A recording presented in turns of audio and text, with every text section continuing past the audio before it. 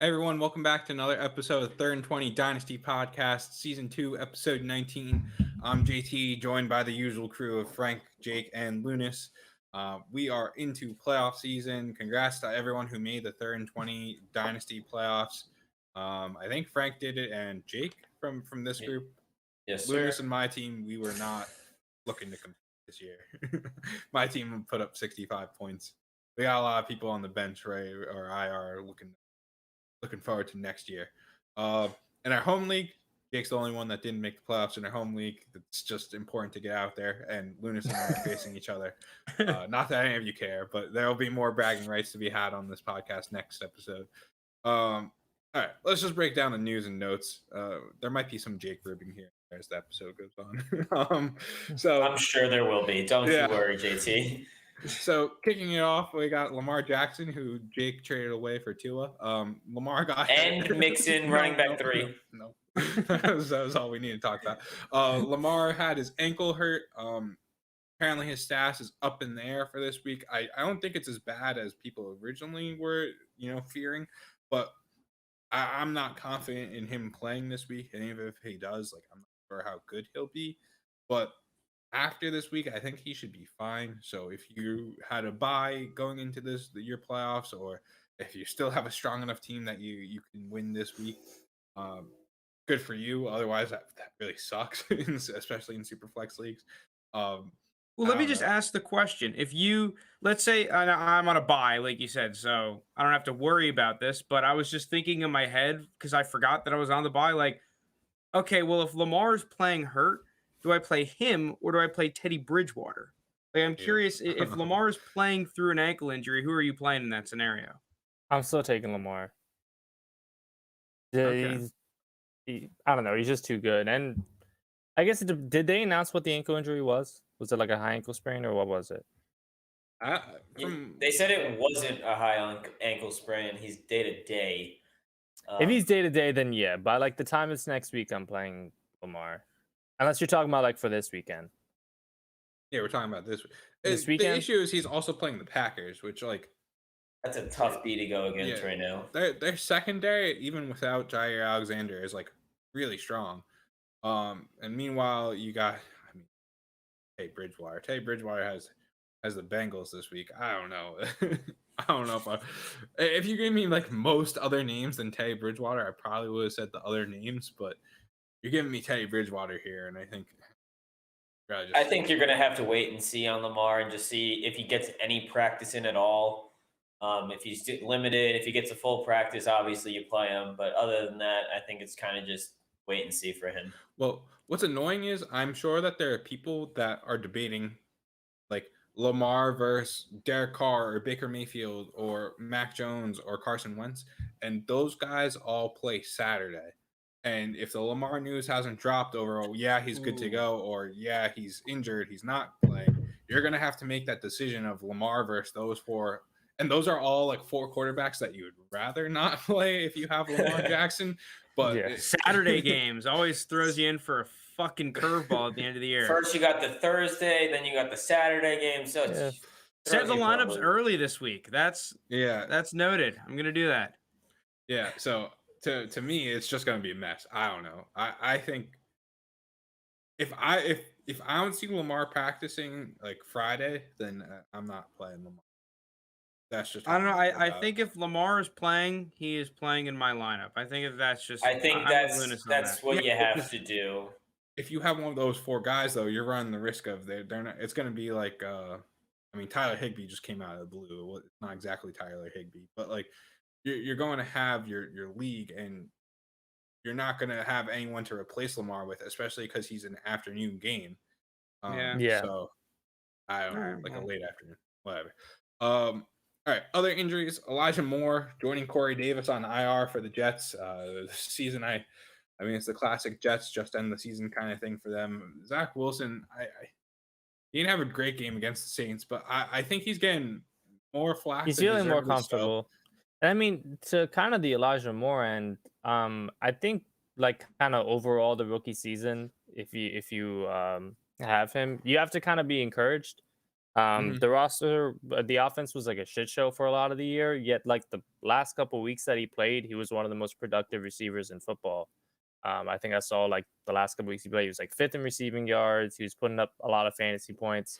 So I'd be very excited about Elijah Moore. I know we're all high on him. So yeah, it was an encouraging rookie season at least. Yes, Jake, let me freaking snag your question. Okay. Elijah Moore or T. Higgins? Oh, T. Higgins. Oh, Higgins. Oh no, that's an easy Higgins. Okay, I lean Higgins, but it's close for me. I think it's really like close Elijah for me as Moore. well because I had them like It's basically close with an for me. identical rookie draft grade, NFL draft grade. It's just a really interesting scenario between. I think that I value them pretty damn similarly. I'd honestly just take the one I can get at more of a discount. But I'd assume at this price, at this point, it's Elijah Moore, just because T. Higgins is coming off good games and Elijah Moore on IR. But we'll see how the season. And T. Higgins has Joe Burrow. Elijah Moore has Zach Wilson. So, all right. Elijah Moore on IR kind of ends his season. That kind of stinks, but it was an encouraging season. 2 more players that are questionable now. Also, before we move on, is there anyone worth picking up on the Jets? Like, or is it worth trying to pick up a Jamison Crowder or Braxton Berrios off of waivers? I suggest in an absolute desperate play, maybe. I suggested to one of my roommates.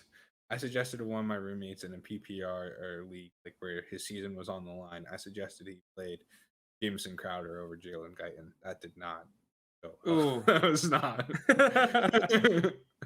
Guyton's was such a weird player, though. Yeah, well, he's like a Christian Kirk. He needs those long plays. Yeah, no, that touchdown pass to him, Jesus, that's ridiculous. Arguably, you can make a case that's the best throw this NFL season.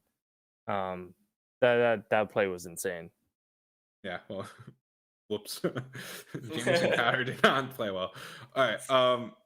Austin Ekeler, James Conner, both have ankle injuries. I don't know the severity of each, where it's, to me, it was looking like Ekeler might not be playing this week. Well, James Conner is a little more up in the air because it literally just happened last night as we're recording this on today. So we don't know what's going on with James Conner's ankle.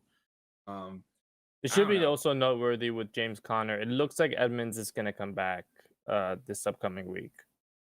Yeah, to me, as a person who had James Conner in our league, and I think I had him for a while in the 3rd and 20 league, I'm not really concerned about Chase Edmonds in the fact that, like, Chase Edmonds just isn't getting the goal line carries. Like, yeah, James Conner becomes more of a touchdown dependent running back, but like he just scores touchdowns every game, so it doesn't matter. Yeah. I kept in the stardom sims. I kept saying, like, for like weeks like 3 through 6 of the season, I kept saying, like, sit James Conner, like he's not going to score a touchdown every game, and then he just went and scored a touchdown every game. So I gave up on saying sit him.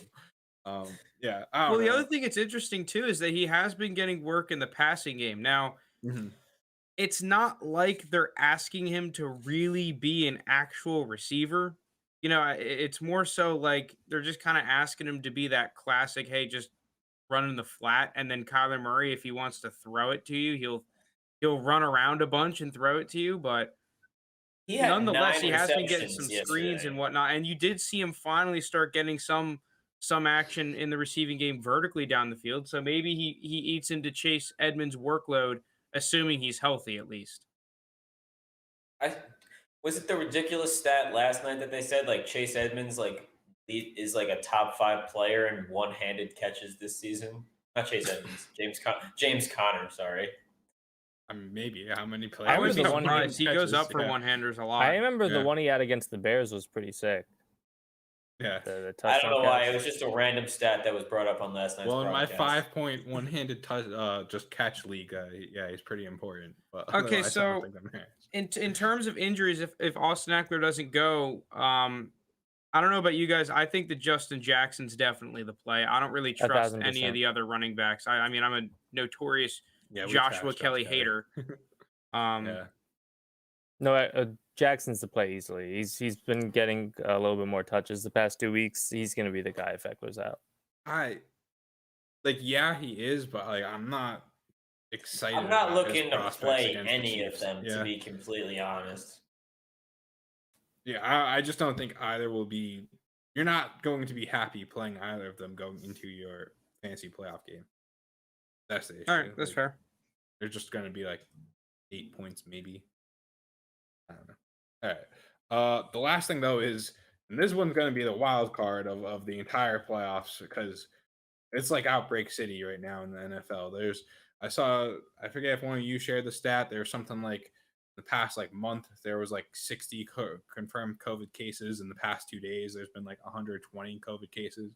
The Rams had to shut down their facility. Like Browns as well. Yeah, Browns too. Like COVID's going crazy amongst the league. So now we're gonna have to avoid those COVID landmines too as we're looking to set our lineups in the playoffs. The first thing I thought of was like, because I feel everyone towards the end of the regular season is like willing to like spend more fab on like pickups because they're like, oh, the season's about 10.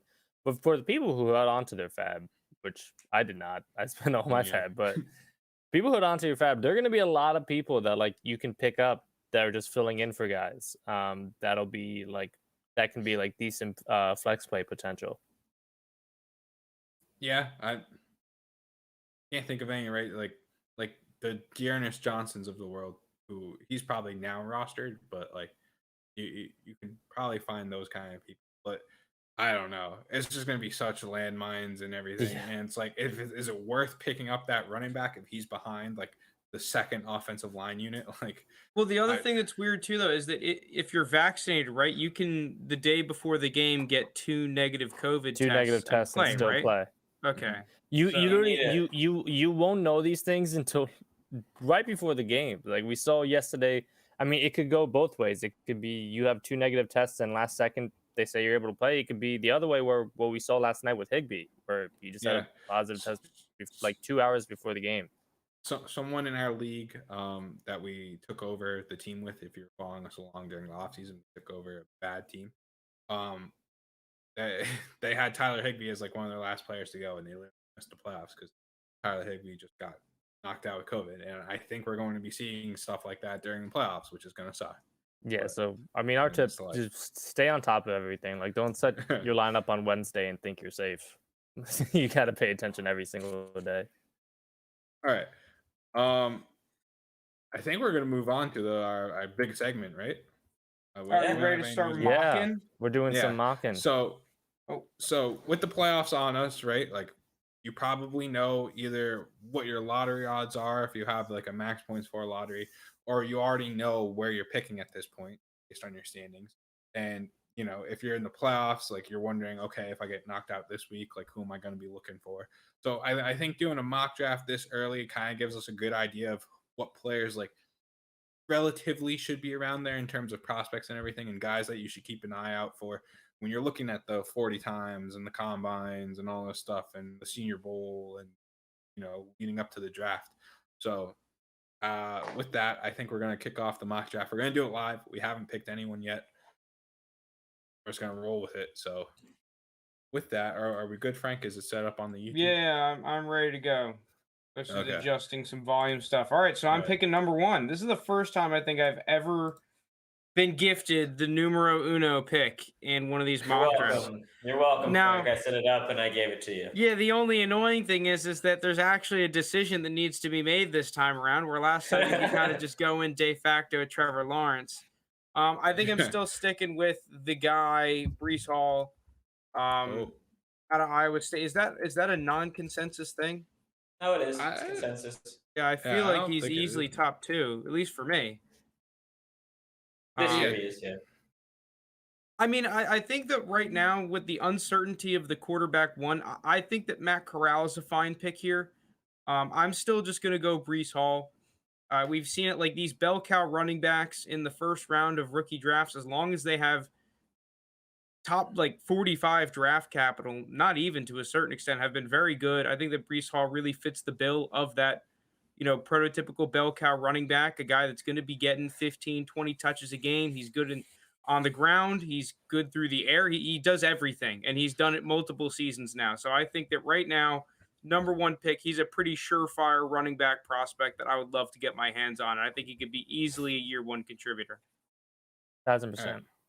Now, I'm gonna be treating these picks like I'm actually in the draft and like I'm trying to make my team around these picks. And I'm pretending like I have the picks that are behind me. if you're following us on YouTube, it's probably easier to follow us along. If you're listening to us on podcast, if you want to go to the 3rd and 20 YouTube, when you're listening to this podcast and just follow along so you can see our board and everything, I think that's a good idea. Because for me, I'm now in an interesting spot where Frank just took Breece Hall, who I really like, and he puts me in a tough spot where I think this is an easy decision. I'm surprised. Well, I don't love Isaiah I don't Spiller think it's as easy much. as you think. Yeah, I don't love Isaiah Spiller as much as other people do. But to me, I think he's the clear-cut running back 2 of this group. And if you're looking at where I am in the draft, I think that I'll be able to get like a wide receiver that I really like behind me. I mean, spoiler alert, we haven't set any quarterbacks yet, but I just am not that big of a fan of the quarterbacks, unlike some other people in this podcast who do think this quarterback class is good. So to me, I think Isaiah Spiller is probably the best option here. So I'm just going to roll with him and pick him. Yeah, the one thing that concerns me about Isaiah Spiller, and now, granted, it was only 2 games of him that I've watched so far, but I'm starting to track my forced missed tackles that I did last year, and just starting to get into some of the film. And to me, not that Isaiah Spiller is a bad prospect, I just thought I was going to get a little more, especially in the forced missed tackle department. On the 37 touches I tracked, I got a total of 10 forced missed tackles, which is a rate of 0.27 per touch. If we want to compare it to some of the ones last year, that's basically behind every relevant running back, including guys like Trey Sermon, Ramondre Stevenson, Najee Harris was even above him. And most of his forced missed tackles were through the air, which I think are just generally easier to get. Now, granted, it's only 2 games, one of which is against Bama, and the other against Arkansas. These are 2 SEC level teams. So once you kind of get some of those fodder teams in there, like some of the other guys have, like the numbers will get bumped up. I just thought that for a guy that I've seen being mocked at the 101, I expected a little bit more. Yeah, to me, I was higher on him a lot before the season, and then the season is kind of tailed off a little bit. But I mean, just when I'm looking at every other prospect, I think there's still a bunch of prospects I'll like future on, whereas the running backs gets pretty thin after these top 2, in my opinion. So I just went with him. So with that, we now have Jake. You're on the clock. Yeah, so this puts me in an interesting spot because obviously the top 2 running backs, like JT said, are off the board. The next best running back would be Kenneth Walker.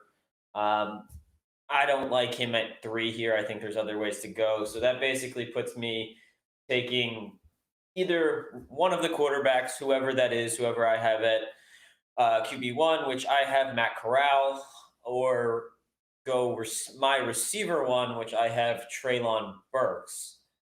I'm going to go Matt Corral here just because I've said it in the past. I think the quarterback value retains over one season. You've seen it, like Trevor Lawrence didn't have a great rookie year, but his value is still it went down a little bit, but it's still very high.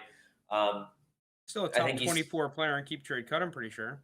I think he's a QB at QB. He's still a top 12 QB, even with a poor rookie season. So quarterbacks, there's just always going to be the apologists. And at pick 3, you're likely in a spot where you can't really afford to mess this pick up too much. So it's a safer pick as the quarterbacks just retain value, and you would be able to at least sell him off if you didn't like what you saw in his rookie year. So I'm going to go Matt Corral here at pick 3. To clarify, we're also doing Superflex time premium. I'm not sure if we set that out to kick off, but that's why we got Matt Corral going high. No receivers in the first 3 picks. I was reading some of the comments on the last mock, and I saw there were a couple people that are looking to take Treylon Burks potentially 101. I wouldn't go. The thing is, I like Treylon Burks, but like if I'm looking for a receiver, like I just think there's a clear. You could trade down a couple spots that I really like, and that I could just pick up value trading down. We could talk about that in a little bit with the wide receivers as we get further and further into them. I mean, to recap, let's recap real quick though, Lounis. So we got now off the board Breece Hall, Isaiah Spiller, and Matt Corral. And now we're into you, Lounis. Are you looking to take the receiver at 4? I'm taking Treylon Burks here. He's wide receiver 1 in the draft class. The thing I'll say with like people saying like 101, where I agree with JT, where if you have 101 and you desperately want a receiver, I'd trade back a couple spots. For me, he doesn't have like the same tier break between wide receiver 1 to 2 as even like last year with Jamar Chase and the rest of the draft class. I viewed last year as a bigger gap between Chase and whether you had Smith or Waddle as wide receiver 2 versus Burks, and you see guys like Jameson Williams, Drake London, George Pickens. This year is a very deep wide receiver class. So that's another reason I personally went QB, because I felt I could get a receiver that I like. Maybe not as much as Treylon Burks, but still a lot. Yeah, and so 105 here. Again, for me, he remains kind of the wild card of this draft, but we've been seeing more mocks with him in the first round. And just because of his rushing upside, if he does go first round, he's going to be a top 5 pick, if not top 3. I'm taking Malik Willis, quarterback from Liberty. The biggest thing that's going to come down to where he goes in these rookie drafts is where he gets drafted in like the actual NFL draft. And it can be anywhere. It can be in the 20s. It can be 30, 31, 32. If he just goes in that first round, he is going to be a top 5 or 6 pick in your rookie draft, just based off of the fact that, one, he's a QB, the draft capital, and then his rushing upside is higher than any other quarterback in this draft class. So in this position, obviously, we don't know for sure. We've seen some people say first round. I know we were just talking about Todd McShay had him going pick number 17, I think. So if it just is anywhere close to that, even if it's later in the 20s, I would take him at this spot. So I'm going Malik Willis.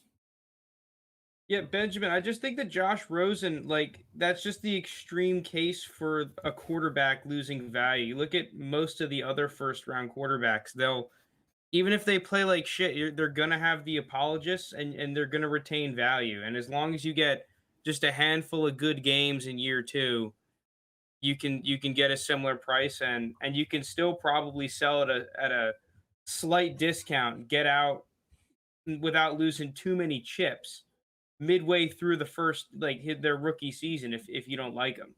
Like, I think you could still get a great price for Justin Fields and Trevor Lawrence if you really want to sell, even though it would be at a slight discount. And you guys know Treylon Burks got mocked 31 apparently to the Patriots. Yeah, I mean, I just put in my thoughts into the YouTube chat, but like, I don't think he'll drop that far. It would be interesting if he had. I'd be surprised if he fell to 31. Yeah. What's funnier though is that means Todd McShay has the Patriots going to the Super Bowl, which I really like, but that means he has them. I didn't even think about that, which I don't like, but yeah, that would be interesting.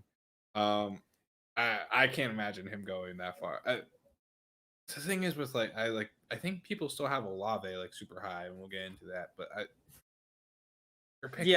don't think Olave is going first. I forgot who did it, but someone had Jameson Williams back end top 10. See, the thing is, Jameson Williams has that 9. Yeah, that may have been who it was. Skill set that has been drafted so high.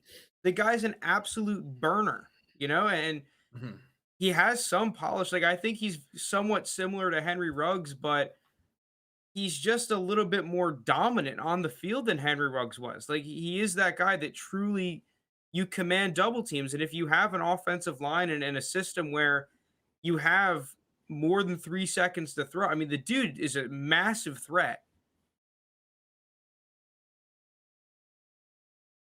Yeah. That puts me up at 106 here. Who are you thinking between?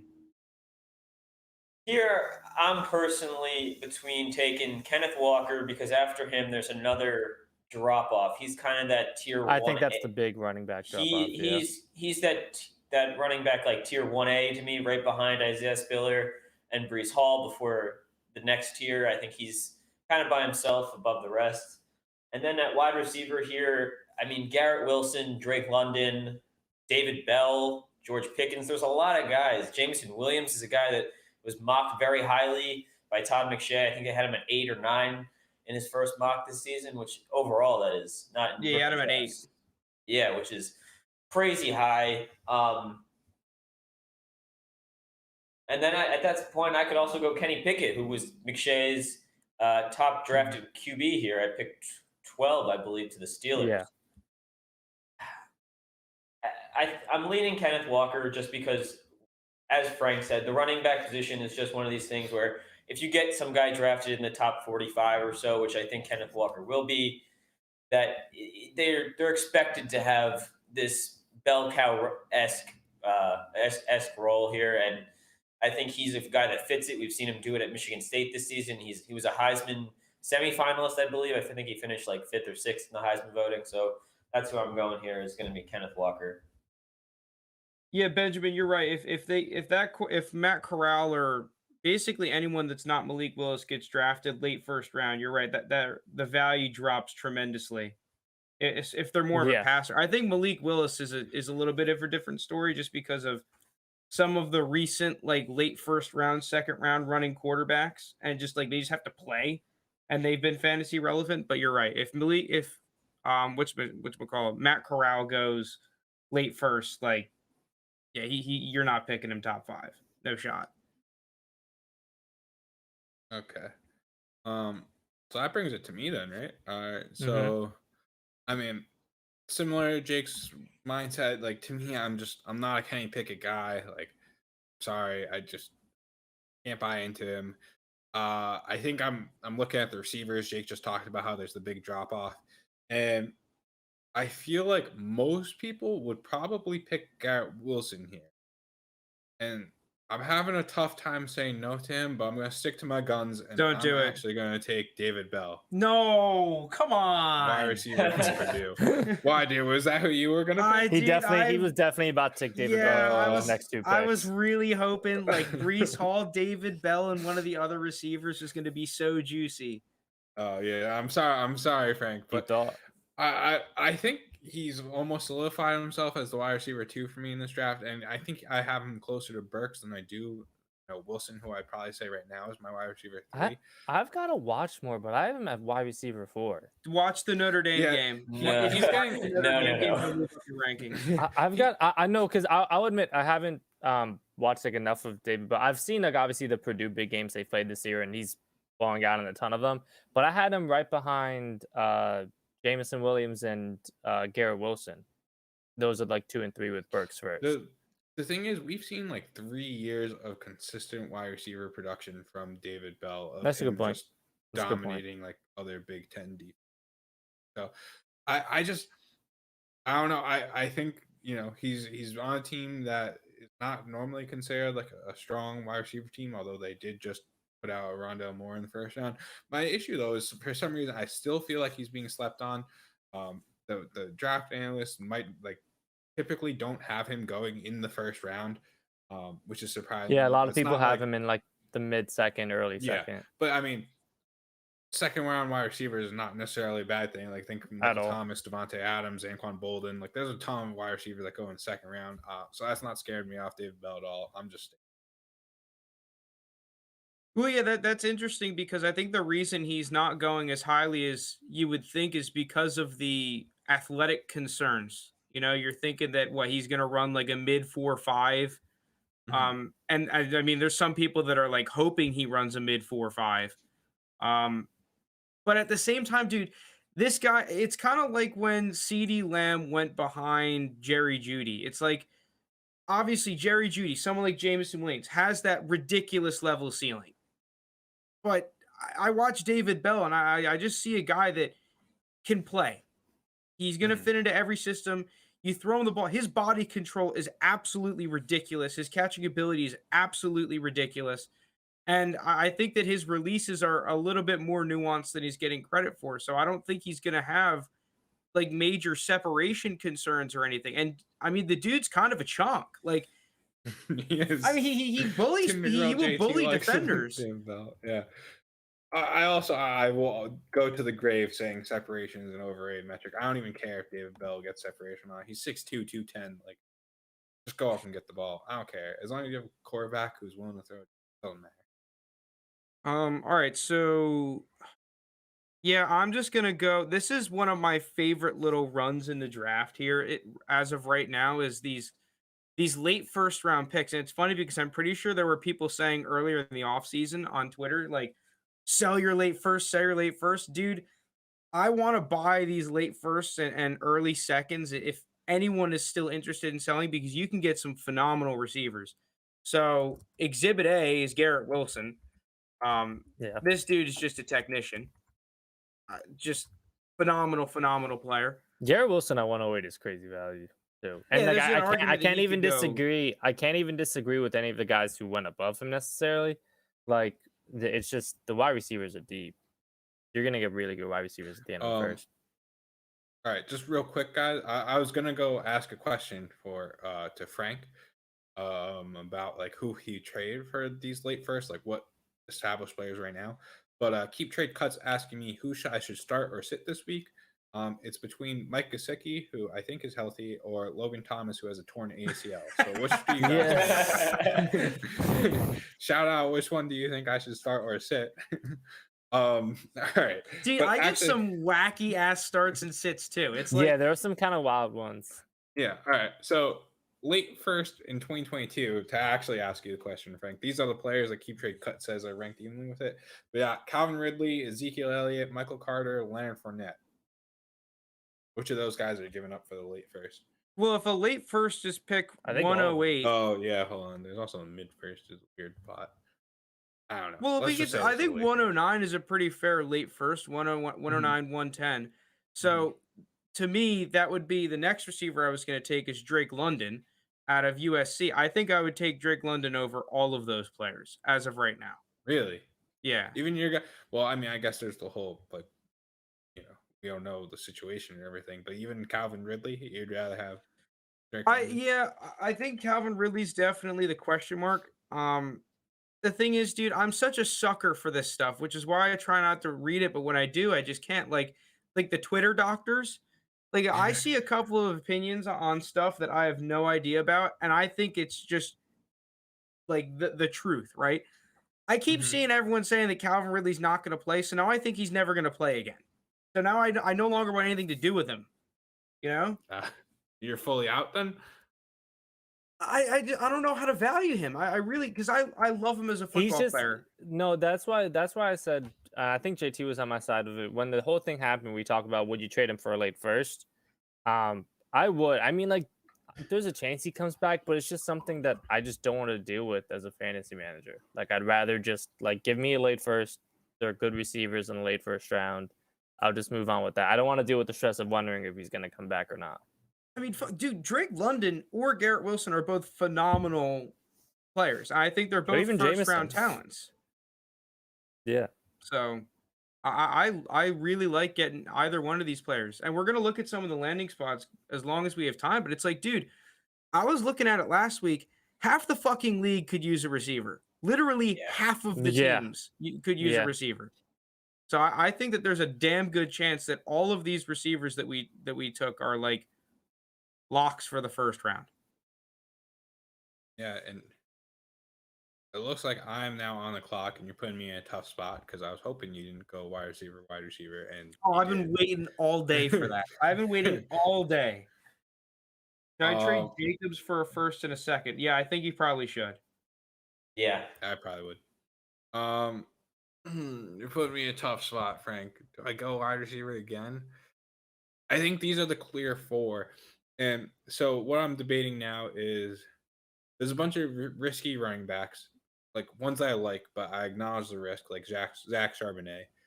the next running back off the board, in my opinion, has to be Kyron Williams of Notre Dame. Yeah, I'm just not a Kyron Williams guy. I don't see it. I with like him. I don't want to get Olave. I'm thinking about. Oh shit, Jameson Williams hasn't even gone yet. I forgot about him. Jameson Williams probably should be the pick here. I mean, I don't know. Am I gonna let you guys bully me into taking Jameson Williams? Yes. I mean, I would tell you not to take him, but I know Jake would if you don't. So I know there's no chance I can get him. Yeah, and then you're never gonna draft the senior Kenny Pickett. Isn't he a super senior too? Isn't he a fifth year? Tinder I think I might. JT's back, baby. I might shock the world. All right, there's the wild card player that I'm thinking about taking. Who? Can I guess? Yeah, go ahead. Wan'Dale Robinson. No, I mean, I almost. he was who I'm leaning towards. But I think I'm just gonna go Sam Howell. Like I don't love it. I like Yeah, that though. Seriously. I like think I'm that. gonna go. Mock where Jameson Williams is falling, and we're all gonna say, yeah, he should probably go earlier than this. This is the second time. Well, don't worry, he's gonna come off the board next anyway, so it's fine. To me though, with Sam Howell, like he's probably my favorite receiver coming into this class. I mean, not receiver, but quarterback coming into this class, into the season. Obviously, nothing really great happened at UNC this year. They did lose like all their top players, and Diami Brown, Michael Carter, Javonte Williams, along with like a bunch of other players. I just, to me, again, it's if he's getting drafted in the top 15, like I'm seeing a few mock drafts suggest, like we even had one from PFF just like a week or so ago that had him going in the top 10. I think I gotta take him there and just roll the dice on Sam Howell, even though he kind of had lackluster season. I feel like people sleeping on Beatty. I like Beatty. He's too small, and as of right now, I'm not sure he's going to be a. I mean, I think he'll be a second round pick. You think so? You think Beatty's going to be a second rounder? Second round in rookie drafts is what I'm saying. Oh, okay. Yeah, he'll probably be maybe a third round pick in the NFL. Maybe.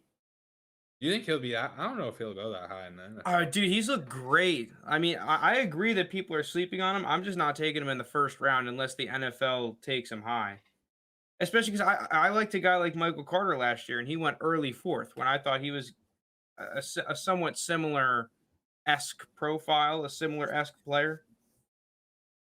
I could be completely wrong, but I don't feel good about picking Sam Howell there, but at 10, that's who I picked. And Jake, before we get to you, I'll just recap the top 10. We got Hall at 1, Spiller 2, Corral 3, Burks 4, Malik Willis 5, Kenneth Walker 6, David Bell 7, Garrett Wilson 8, Drake London 9, Sam Howell 10. Now we're off to Jake at 11. All right, so sitting here at 11, there's two guys that I'm looking at. One is Jameson Williams. We've been talking about him for the past few picks, and he probably is going to end up going higher in drafts. Is there any other receiver you're considering besides him? Yeah, the other receiver that I'm considering at this spot is another guy the chat's mentioning is George Pickens. I've come out and said I really like George Pickens. I think he fits the NFL profile. I think he's getting underrated because he barely played this year. I think the only game he played was that SEC championship game last week against Bama, and he had very limited work. They just scripted a few plays for him, and that's about it. Those are the two guys I'm considering. It's going to be tough because I think this is going to come down to draft capital, and also if the fact George Pickens could stay at Georgia. He's only a junior. He didn't play, so it depends if he declares or not. So for now, I'm just going to go Jameson Williams, despite the fact that I do think George Pickens more fits that alpha wide receiver build for the NFL. Close call here, but I'm just going to sit back and take the Bama wide receiver. Okay.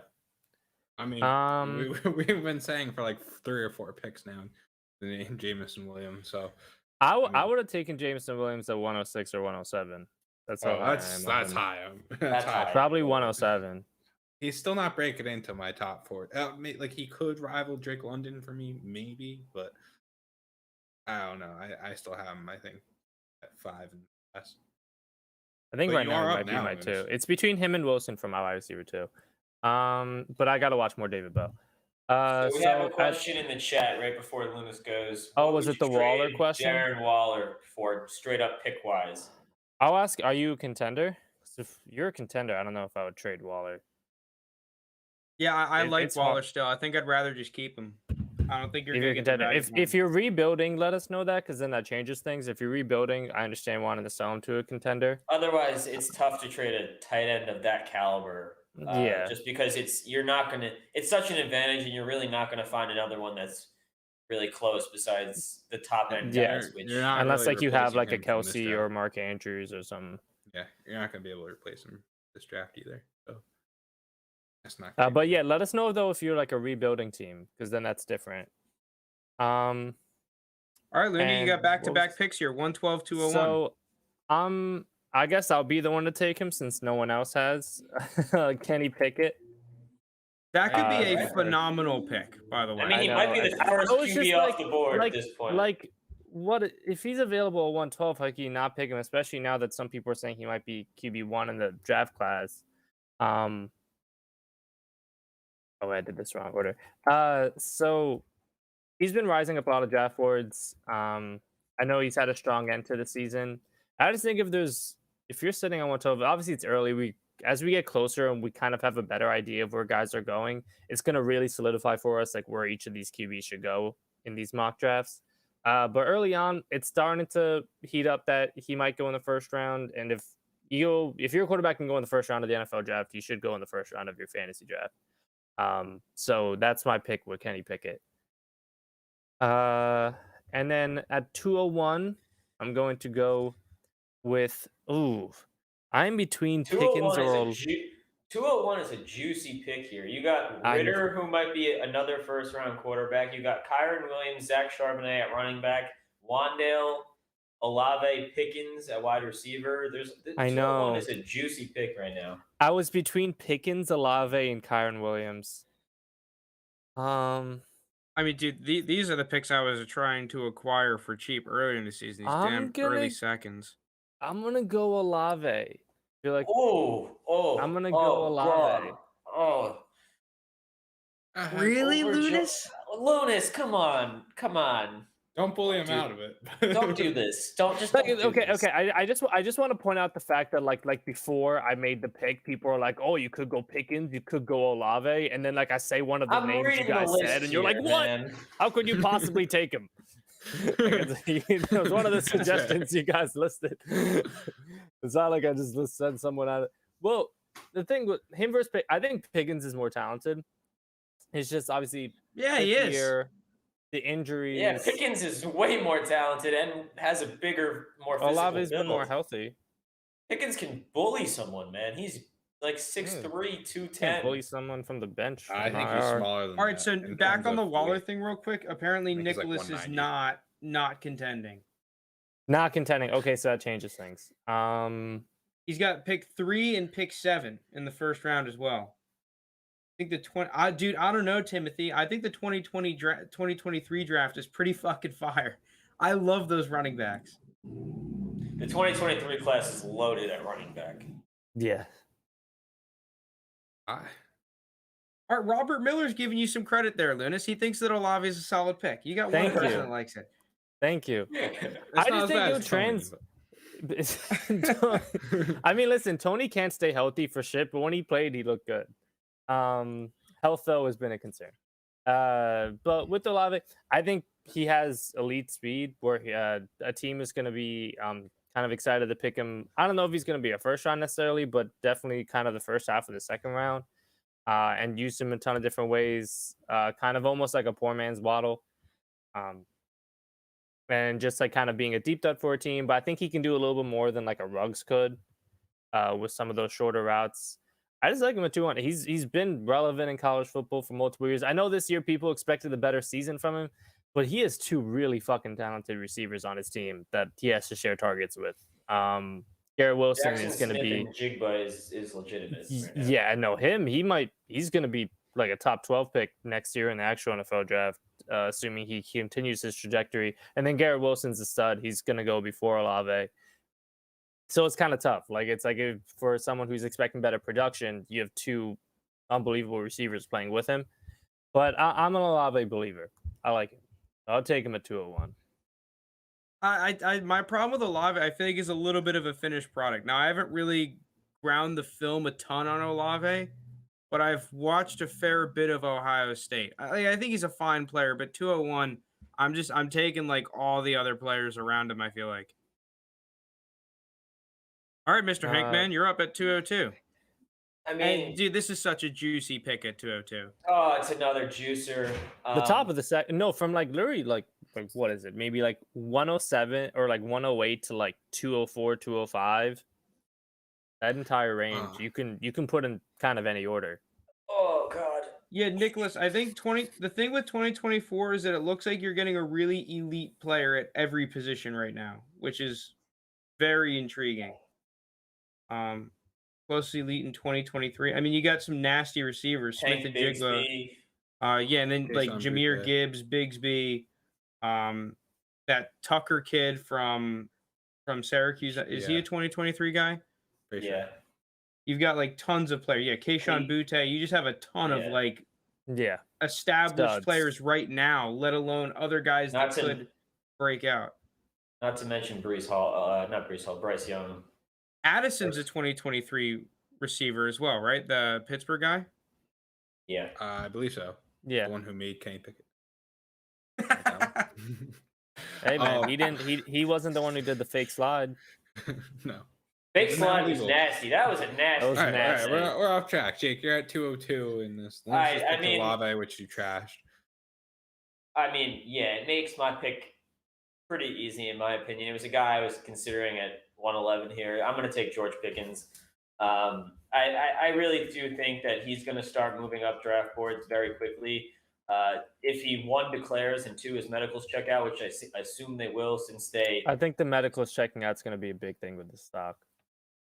I mean, he played in the SEC championship game. I don't think he would have played if there was any question about those his injury concerns. Just because, why would you risk that? There's no need to do that. He's a guy that has potential first round grade on him. There's no reason for him to play if he thinks there's a high chance of re-injury or anything like that. So sitting here, he's listed at 6'3", 200. He's a big bodied receiver. He has a great route running skills. He bullies people off the line. I really think he fits the alpha wide receiver, like I said, and I just don't see a reason why he can't be the first receiver taken in this class. And that's why I do kind of tend to stay away from receivers early in this draft class, just because I think you can get a guy in the second round in George Pickens here who's arguably on the same talent level as a Treylon Burks. I mean, yeah, there's definitely a huge question of like, I mean, what's the point of going and picking someone at 104 if you can get I don't know what the value is, the fair value to move back from 104 to 111. But I mean, let's just say it's an early second round pick, that is really looking juicy to move back, get a very similar caliber receiver and another early second round pick on top of that.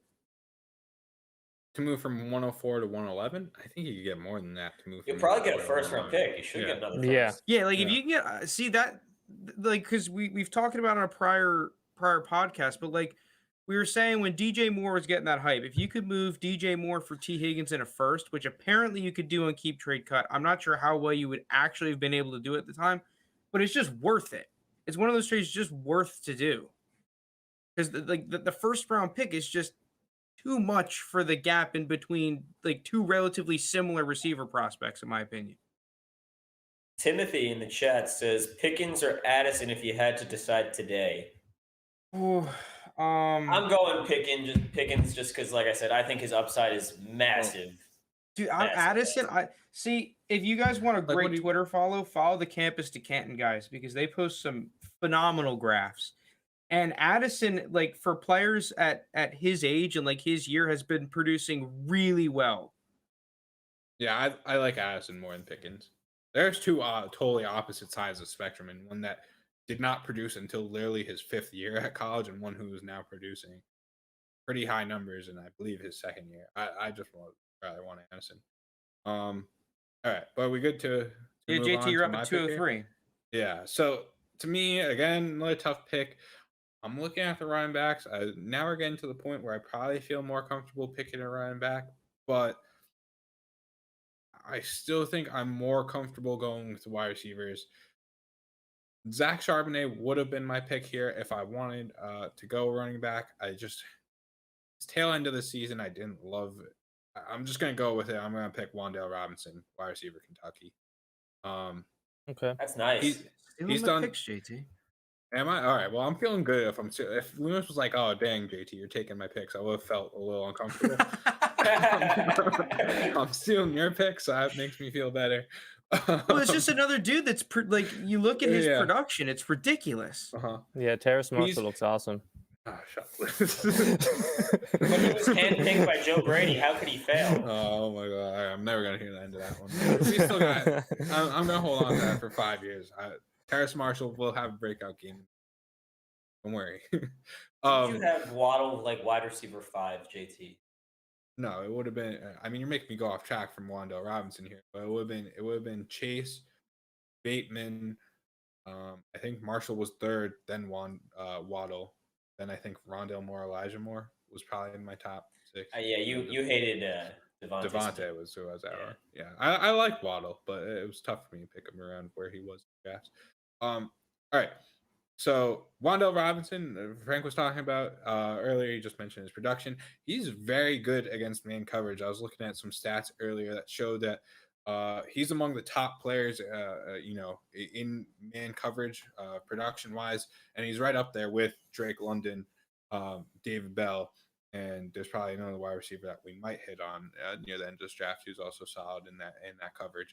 So, I mean, I don't know. To me, he's another really good wide receiver. He comes out of a weird school of Kentucky. You don't really see that a whole lot, but just great production, solid season. I like Wandale Robinson, so I'm taking him.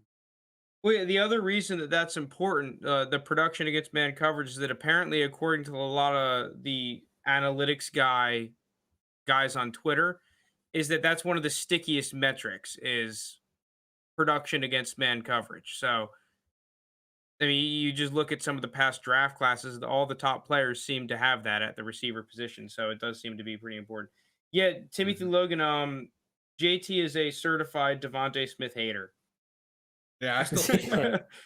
He's a Tinder girl. You know, Devontae Smith is too skinny for JT, so he just refused to pick. If we're being honest, where you picked Devontae Smith, like he's not panned out this year compared to all the players that you could have taken around him.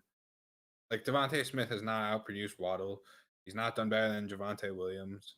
Like I think he's got similar production numbers to Rashad Bateman, albeit he did have that like 2 touchdown game. But he's been decent. I mean, this week was Bateman's first real game. I mean, just last week we were talking about panic groin injury for the first month and.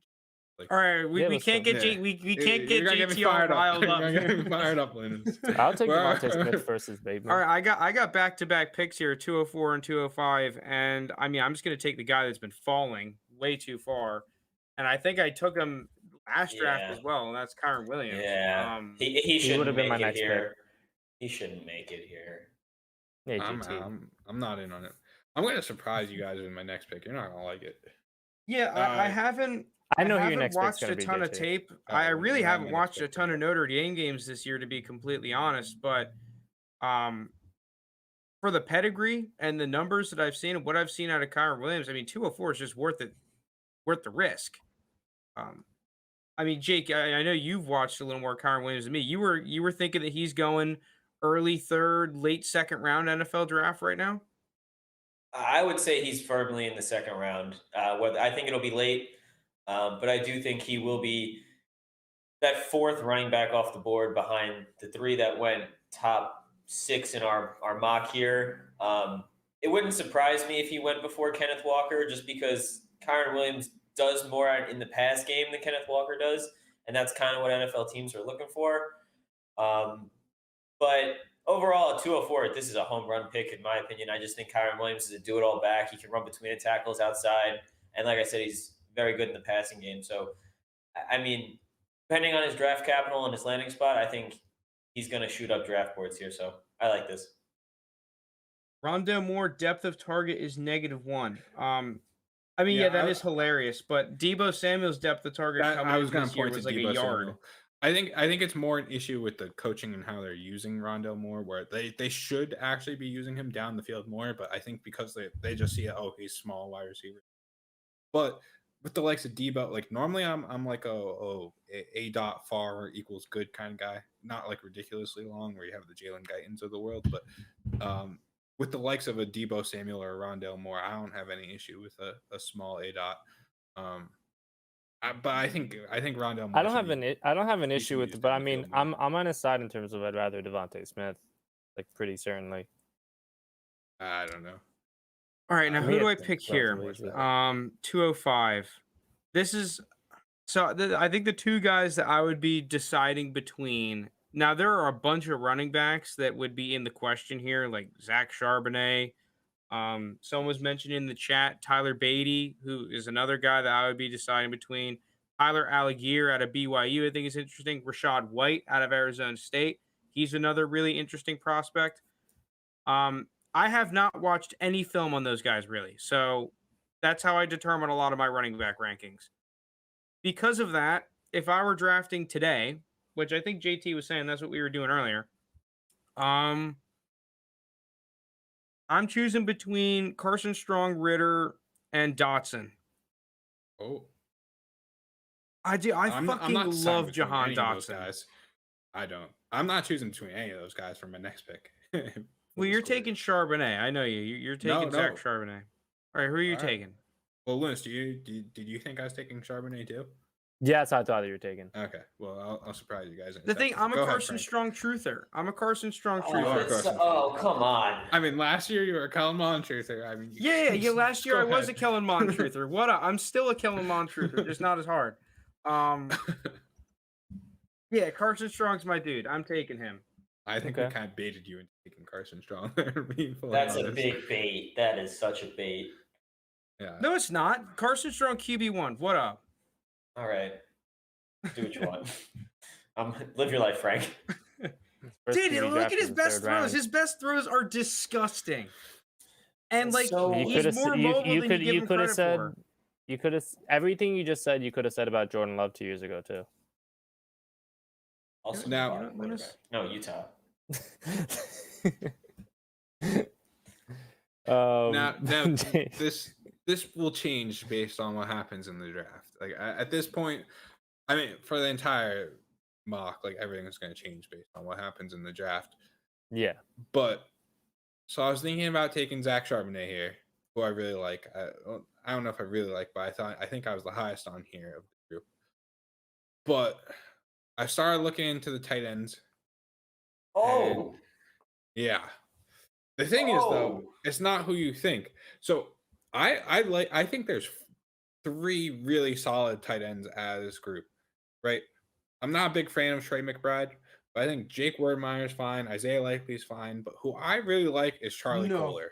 No, why? Let's go. All right, that makes me feel so good. All right, yes, hammering it in. Charlie Kohler. Oh, he's had real. I keep throwing out the buzzwords of production, right? But I mean, when I'm taking picks, I just want production. So to me, he's someone that looks really strong on Iowa. Iowa State. Iowa State, sorry. Yeah. I don't know, dude. Like, I almost picked Wordmeyer. Wordmeyer and Likely I really like, but we're talking 6'6", 250. I think he was like AP second team last year behind Kyle Pitts. He's a basketball player too. Oh, gotta love that. Antonio Gates. To me, I'm going Charlie Kohler. A whole bunch of them. Iowa. Yeah, Charlie Kohler was someone. It's funny. I thought he was coming out last year, and I was like, how the hell is this guy getting no buzz? Like, I'm watching some of these Iowa State games. I'm like, this guy is absolutely nasty. And yeah, it turns out he was not draft eligible last year. But yeah, I'm shocked that you took Charlie Kohler there. I was planning on either like him or Dotson at my 212 or one of my running back sleepers. Yeah, I mean, because I have like 0 draft picks in our home league and the 3 and 20 league, I feel pretty comfortable just throwing out names of players that I like here. I mean, I feel like that's also the right thing to do. Yeah, Timothy's in chat saying Kohler catches everything. Never seen him drop a pass. Exactly. Like, yeah, he's a stud. But yeah, he's I thought he was going to have a little bit of a better year this year. I think from what I remember, the entire Iowa State team kind of got off to a rough start to begin the season, but he's kind of picked it up again. I think he's another dude like production against man coverage. He's pretty darn good for tight ends, I'm pretty sure. And you look at dominator rating and whatnot, like he checks a lot of those boxes.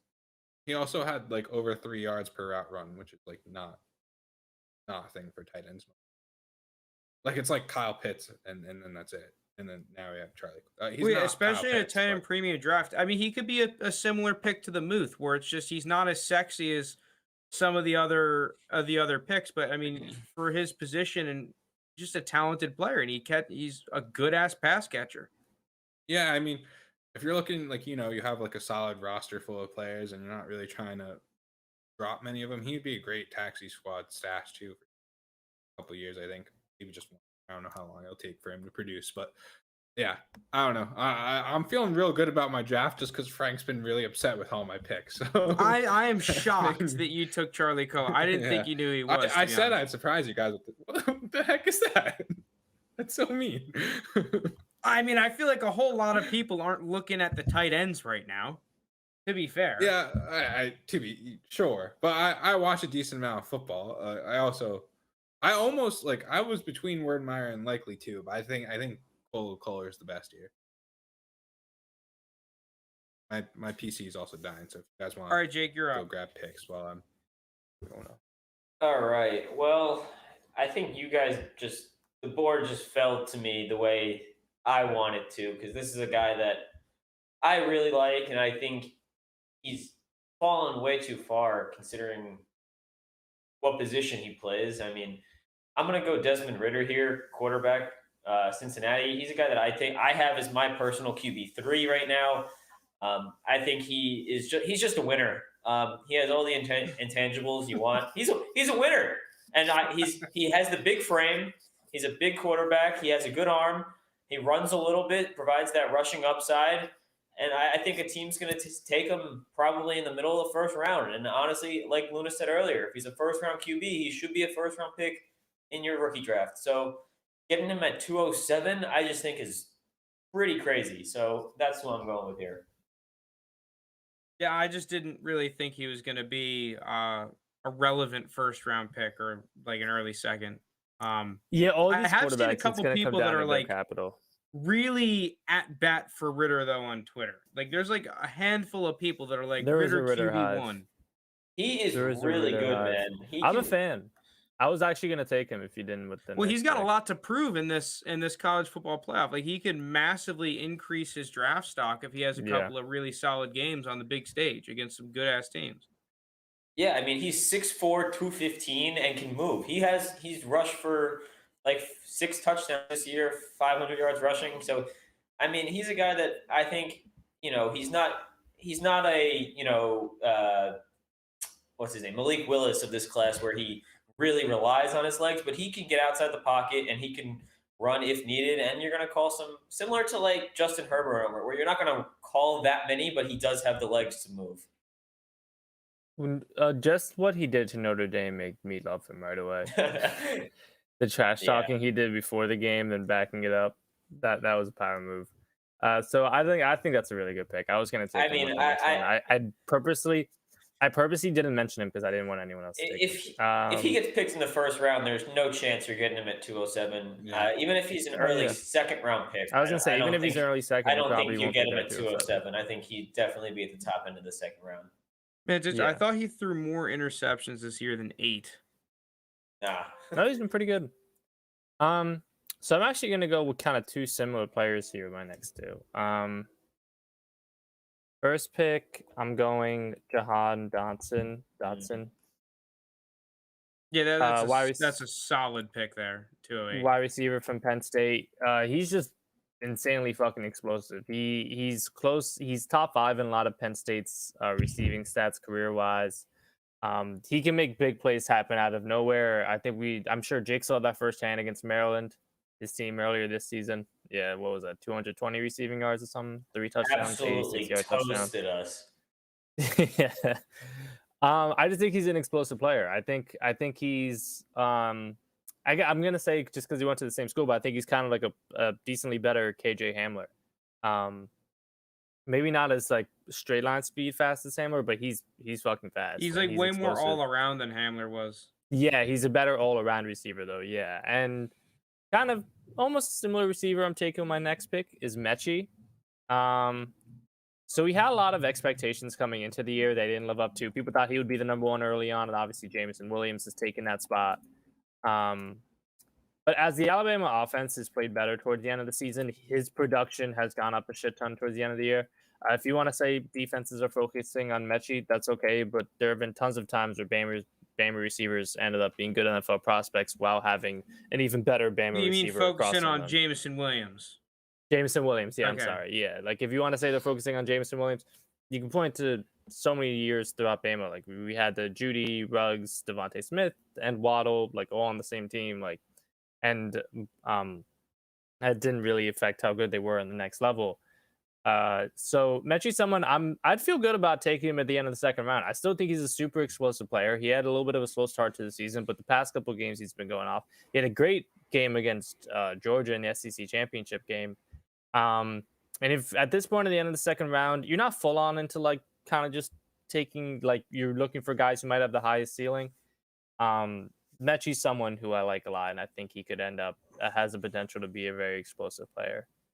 I mean, the one thing I like about Mechie a lot is that the dude is just a good football player, right? He's a dude that like he likes to hit people, you know, and he plays really hard. So I think that's what I really like about Mechie is that, and that's kind of what the Steelers like in a lot of their receivers is like they want a guy that just plays football, right? He's a football player first, more so than some, you know, track star or whatever. And I think that's the one thing that's nice about Mechie, but I do have major question marks about his ceiling and whatnot. And the fact that, man, if you have a really good corner, I don't think it's entirely difficult to take Mechie out of the game.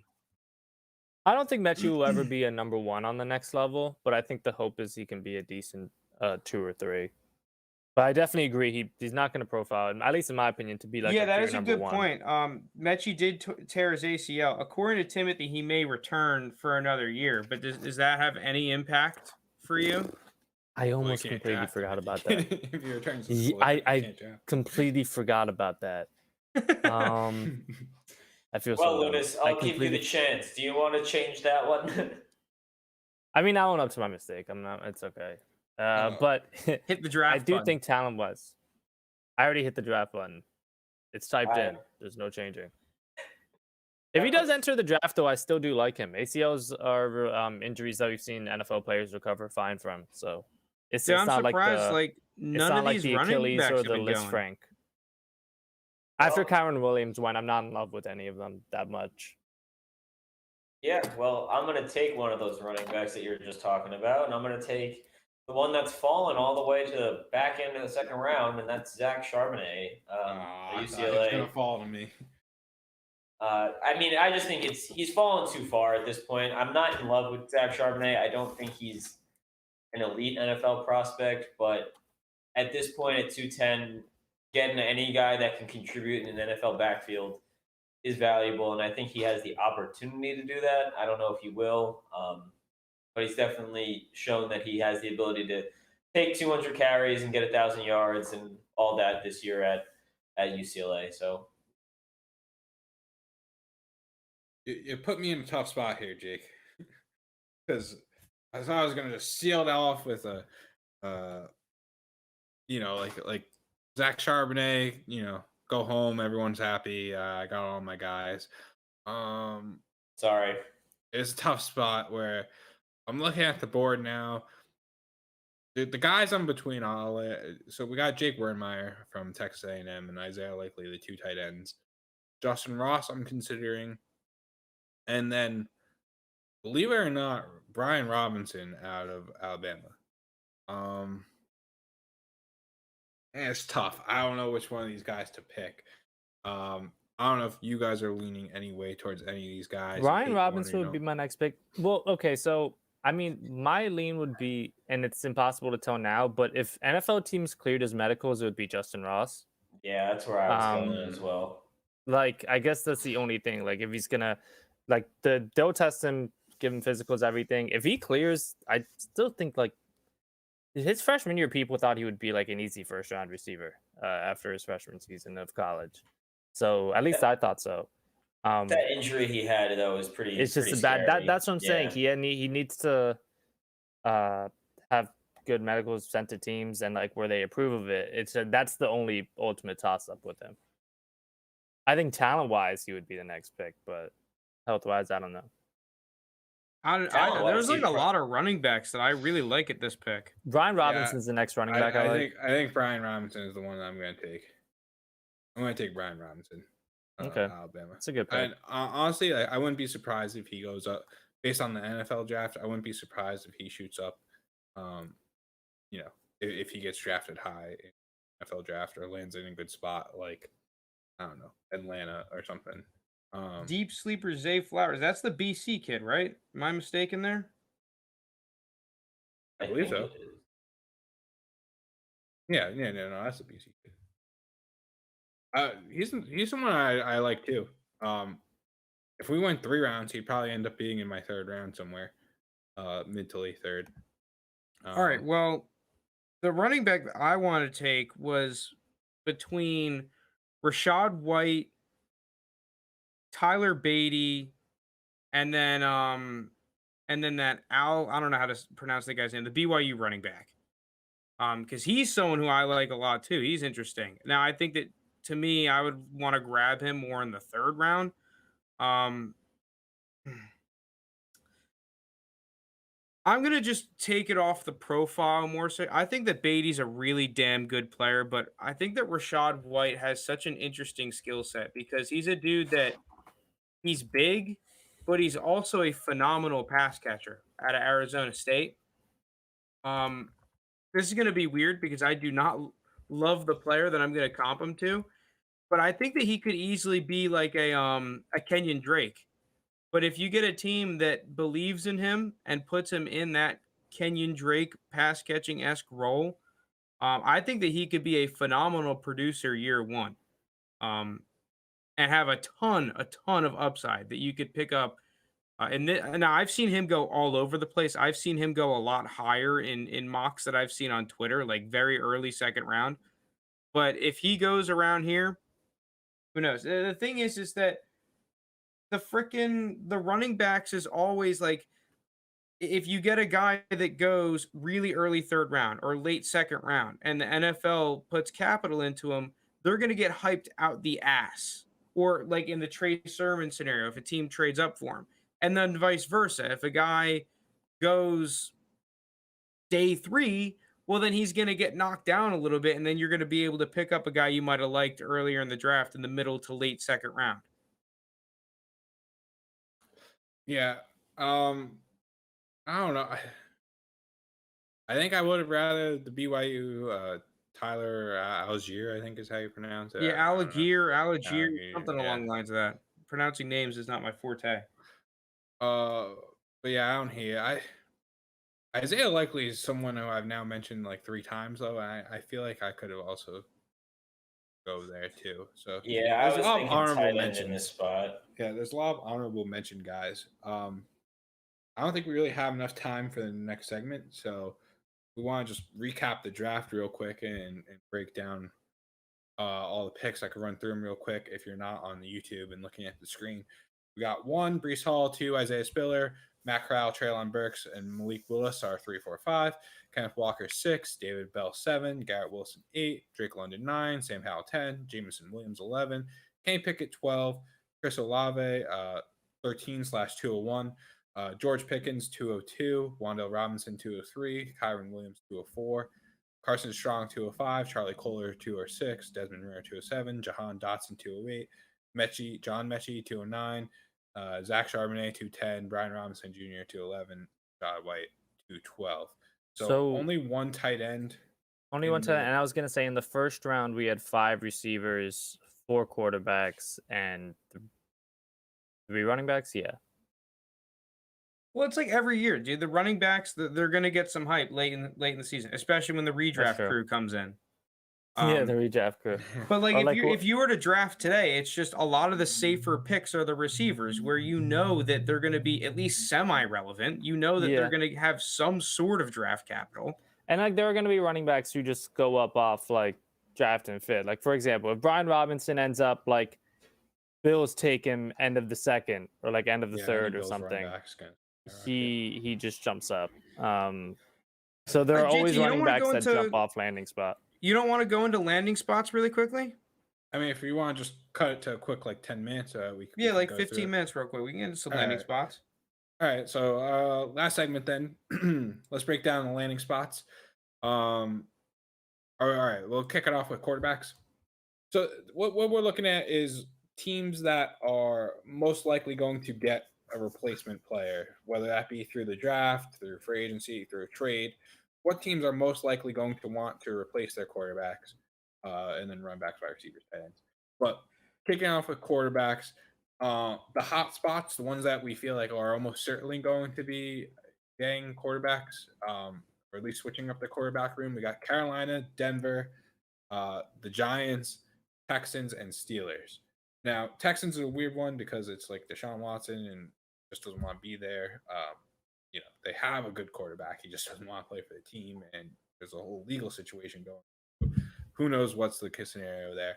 The other situation is just like poor quarterback play. I think we also just moved the Steelers into that situation. I think that's because Big Ben, you say that's his last season. Yeah, he's gone. Yeah, but dude, you're kind of discounting the neck over in Houston. Oh God. Oh, Davis Mills. I don't know. I mean, they're giving him the rest of the season. He hasn't done much worse than Zach Wilson or Trevor Lawrence so far this season. So it's hard to be too critical of him. But to me, I just think where he got drafted in the draft, what his situation is. I think he's gonna go through multiple head coaches. It's like Gardner Minshew of a couple years ago. Gardner Minshew with some draft capital. I don't see him really lasting. He's got to do really, really well to make it. And with the cards stacked against him, I'm not really that on Davis. Yeah, but all right. So we kind of wanted to do this to start looking at the next level of teams. Okay, we got the obvious ones that need quarterbacks aside. Let's look at the next level. And it's funny, Parker just mentioned in the chat, get Hurts out of here. What about Philly? Are you looking to see? I mean, your trade deadline, if you have one in your dynasty league, is probably up. But if you don't have one, I mean, you could probably fetch a pretty damn penny for Jalen Hurts right now for a contender. I mean, at least from what I've seen following all the Philly reporters and everything and the reports about the other quarterbacks, I know Parker hates Jalen Hurts. I'd say there's like a 90 to 95% chance that Hurts is their starter next season. After next season, I don't know. That's a high percentage. I think I'm with Lounis here. I actually don't think Hurts has been that bad this season. He hasn't. Parker just dislikes him. Parker just dislikes him. But I mean, if you look, their scoring, they're not bad in scoring. I think they're like the 13th or 15th scoring offense that he generates majority of the yards for. It's not like they have a running back carrying them like a Jonathan Taylor or something. They're going to give him another season. They're especially with him being on a second round rookie deal. They're going to give him one more year. After next season, if he doesn't perform, 2023 is a strong QB class. But I'm like, I know 90 seems high, but I'm telling you as someone who's followed them and watched every game, they're going to give him another shot. I don't think he's looked bad, but I don't think he's really locked down the spot. And I think the Eagles here have the capital to either. The Eagles have the capital here. They have, looks like their pick's going to be top 10. Dolphins pick might land just outside. I don't think the Eagles 10. pick is going to be. I don't think they're going to have a top 10 pick. But you're walking into my trap, Jake. But that's my point. If you have two guys, that's going to be right in the sweet spot, it looks like, for these quarterbacks that are coming out, because they're not going to be in the super top end of the draft here. And you're going to might have your pick of any quarterback in this class. And Nick Sirianni, he didn't draft Jalen Hurts, did he? No, but I don't know if it's a guarantee that like a Malik Willis is better than. And on top of that, they could also turn around and package those 2 first-round picks for one of the many quarterbacks that are available on the trade market. I mean, it just seems like there's a variety of options here you can go, and the Eagles seem like a place that some of these top-end guys might want to play because they have, they have a Goddard at tight end, they have Sanders in the backfield, they have Devontae Smith, the Heisman winner, they have their defense is middle of the road right now, but like you can always improve on that in the later rounds. There's a lot of things that adding a top QB makes this Eagles team very good. You walked right into the trap, Jake. Walked right into the trap. You did a very good job of devil's advocate for all the reasons why Jalen Hurts will still be the quarterback of the Eagles. Because with that draft capital, there's no quarterback better in this class than Jalen Hurts. Like we're looking at Todd McShay's got the top quarterback going like 15, I think. And there's a lot of good picking one at 12, but yeah. Or 12. There's a lot of really quarterback needy teams out here. And if we're talking Pickens going 12, Pickett, I'm sorry, going 12, that's not great. And then not to mention, like, yeah, Sirianni didn't draft Jalen Hurts, but he could have drafted a different quarterback last year too, in a better draft class with more highly touted prospects. Yeah, it's a good point. He passed on Fields and Mac Jones. If you're trading the draft picks, I just don't think it makes sense for the Eagles. Where first off, I don't know if Aaron Rodgers or Russell Wilson even want to play there. I think Deshaun Watson already said he doesn't want to play there. That was the next point. I just don't think those guys are requesting to Philly. And I will offer it to Jake or Parker. I will give you 3-1 odds on a bet that Jalen Hurts is a starter next year. I win, you give me 10. To either of you, you win, you give me 30. Because I'm telling you, as someone who swallowed, Jalen Hurts is going to be the guy next year. I don't know about years after that, but I'll give you either of you guys that bet for next season. I think you got that the wrong way around. No, I give them 30. Okay, there we go. They give me 10. Yeah, to either of them. All right, well, let's go on to the next one, right? Okay, so what about we have next on our list? The Browns. I mean, with Baker Mayfield struggles, the whole contract situation there looks like unless Baker starts going off here at the end of the year, it's going to be a fucking disaster. Yeah. I mean, is there any merit to after this season trying to quickly sell Baker Mayfield, assuming that he doesn't get this extension, or is he worth keeping on? To me, I think the Browns, like where they've had such few good quarterbacks play for this organization, I think what they're going to do, and this is just me playing guessing GM, but I think what makes the most sense for them to do at least is front load the heck out of Baker Mayfield's contract, like first 2 years, like heavy money, but, give him a good out in the following years and just be like, all right, Baker, we're giving you these 2 years. Show us what you got. And, either he proves it and you continue on with your franchise quarterback, or he doesn't, and it doesn't hurt as much to move on. But he's literally the only guy that's brought you to the playoffs in forever. He won you a playoff game. Obviously, this has been a disappointing season, but I think he's just shown too much for them to give up right away, especially such an organization that has had – you've seen the Browns jerseys, like the ones that have all of the quarterbacks that have played for them in the past 20 years. I just don't think as an organization you could cut ties with Baker yet. Yeah. I'm not selling this low. Baker's looked really bad this year, and I just feel his perception of him is on a low-time low. And I know he can play better than how he's played this year, and we know he's had the injuries. So if I had Baker, I'm not freed. Yep. I would hold for right now. I just think his value is too low.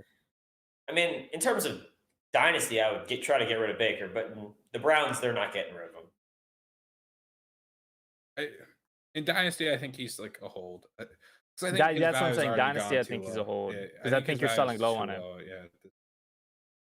All right, we have the Raiders up here next. I like Derek Carr a lot. Yeah, they're going to keep Carr. They're not going to be high enough to draft a quarterback. Did Russell Wilson have them on their list?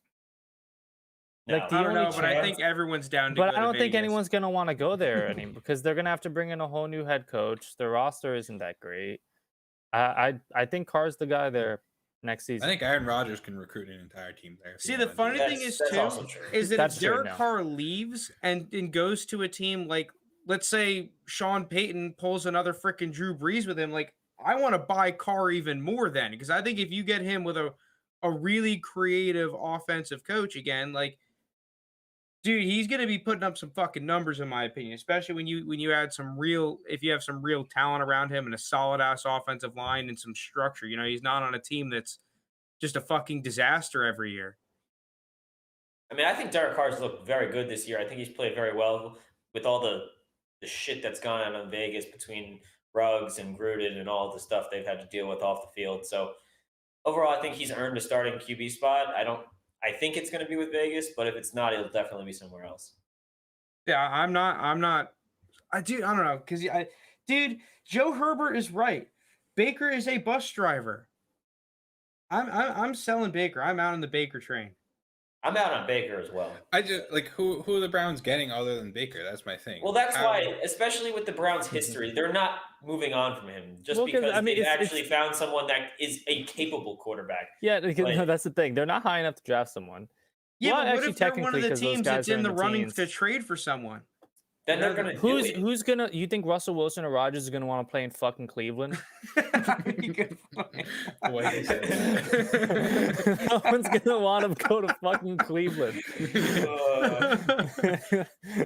Like no. I mean, I don't know what Cleveland's building as like a football culture. I like the Cleveland football team. Yeah, I do. I'm not trying to play in Cleveland.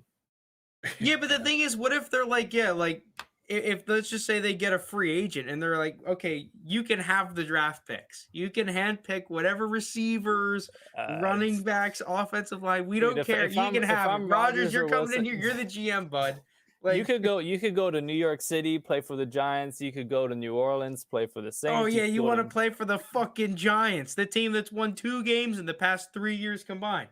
I'd rather, if I was Rodgers, yeah. Like I don't know. I know their team isn't as talented as Cleveland, but like think about how much more money you make, and then 2, you also have the Raiders. You have the Saints. Who else is in the running for that? If they don't sign Baker, aren't they going to have some chunky cap space? Like, what if they're like, hey, Devontae Adams, why don't you come here too? You know, we got another seat here in the executive box for the family. Does any team have enough cap space to get both of them? We know what cap space is. It's fake. Cap space is fucking forget. You can do whatever the hell you want. You can just if they wanted to team up somewhere, a team would make it happen.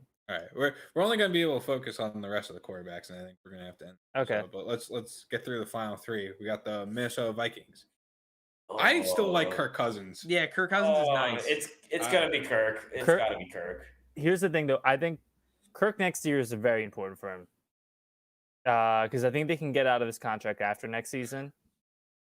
Yeah, but to me, I think he's gonna start somewhere if they don't keep him after next year. But I think the Vikings are more of a product. Like the record that they have is more of a product of just like terrible play calling in crucial situations than it is like Kirk Cousins. Like their goal line offense looks terrible with what they call their 2-minute drills are just horrendous. Like they either don't burn enough time off the clock or spend too much time doing stupid stuff. Like when they had to burn a timeout because Kirk lined up behind the wrong offensive player. That was on Kirk. But like as a whole, this team was so bad. Yeah, as a whole, like this team just has like such dysfunctions. Like that, I think it's more a coaching issue than it is a Kirk Cousins issue. All right, so we're all saying Kirk. Just keep Kirk will be the guy there next year. Yeah, I like Kirk still. All right, the Saints, whoever the fuck they're going to play at quarterback. Taysom Hill with his $2 bajillion extensions that just aren't real. No, they're not. Do you know how much he's actually making? Like, honestly, didn't he sign like $150 million contract that was like all voidable? Like, no, he's making like 26 mil this year. It's just they can get out of that contract any offseason they want to. So like they could cut him this offseason and lose 0 money. I mean, I don't think it's 0, but it's I bet on the train, and if you could still get him at a discount, I like Taysom Hill. Like I think they're gonna draft someone. Did they have a first this year? They do, right? Yeah, I think they draft someone. 17 or 19 as of right now, something like that. Yeah, and that'll be the range for one of those later round QBs. Like we see guys going in the teens in those mock. I think they're going to. The latest mock had Ritter going to the Saints in the first round, which I would absolutely love. Okay, so then what about Jameis? Like, what are we doing with Jameis then? Are you like? What are you selling him for? Do you think the Saints are going to draft a quarterback? What are you selling him for? Or are you just holding on? If I could get like a mid-second, I would take it. You're not getting mid-second. Yeah, I don't think you're getting a second.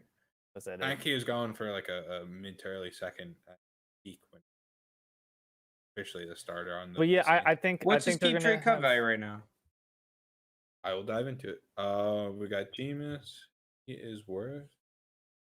Oh, and by the way, in the chat, Joe with asking about Taylor the Jets Heineke, with Rodgers Donovan and Adams. Peoples-Jones, Irv Smith Jr., Corey Davis. Real quick in the chat, I saw someone brought up Aaron Rodgers and Adams to the Jets. I could see them throwing a bag at Adams, but they're not going to give up on Zach Wilson that quick. I don't think. He was just their number 2 pick. He's looking like he's a late second, Jameis, in terms of. He's in between like a late second, early third. More so leaning towards the late second. If I could get late second, I think. Well, I mean, it depends. I think they're going to draft someone and they're going to start Jameis the first couple games next year. He's going to kind of play like the role Andy Dalton did for Fields, and that we've seen a ton of veteran quarterbacks do for rookies. That's my guess right now on how stuff plays out. Yeah, to me, I'm kind of team they just draft a quarterback. Yeah. I think Jameis is fine, but I think they'll draft one. All right, last team, Tampa. Tom Brady. Brady's not going anywhere. You still think Brady for another year? Yeah. He's still playing at an MVP level. Yeah, I mean he's playing at like such a high level right now.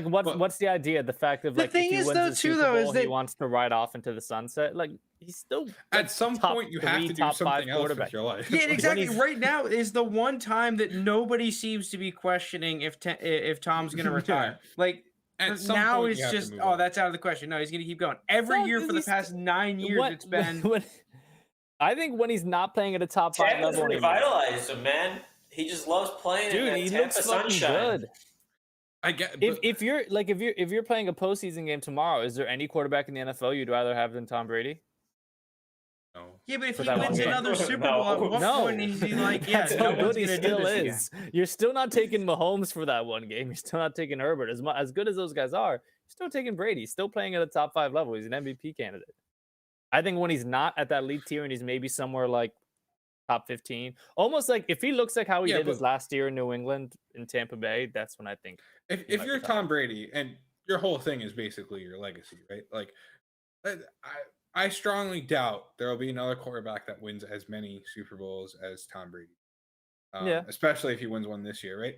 Wouldn't you want to retire like at the peak of your powers rather than doing like a Peyton Manning where it's like your neck gets injured, you can't throw. I think rode off into the sunset. I know.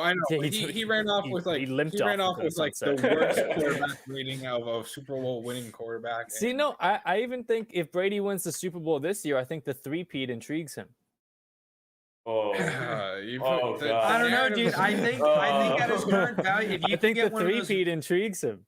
I feel like if I can get one of those very early seconds, once everyone thinks that Tom Brady's going to still play at 46 years old, I think I'm doing it. I think that this is when I would do it. Oh, I get that your entire life has been football to this point, but like at some point you're going to want to move on. And it's just all the hours that you spend grinding film and practicing and all this stuff. Like it's got to be. You're just like, okay, I'm ready to move on to my next chapter of my life. And I don't know, maybe he's just a victim of his own success and just doesn't want to give it up until. But I don't know. To me, if I'm Tom Brady, I'm moving on. But maybe that's why I'm not Super Bowl winning champion. Give up. All right. I think that's it though for our quarterback landing spots. We could break down the running backs, and we have a whole off season. We can break down the running backs, wide receivers, and all other stuff in the future. But I don't know. I really like this episode, guys. Thank you all for being in the YouTube chat. We've noticed it's been, seeing a lot more activity recently. I think we like interacting with people in there. If you're listening on podcasts, we appreciate that too. Season 2, episode 19.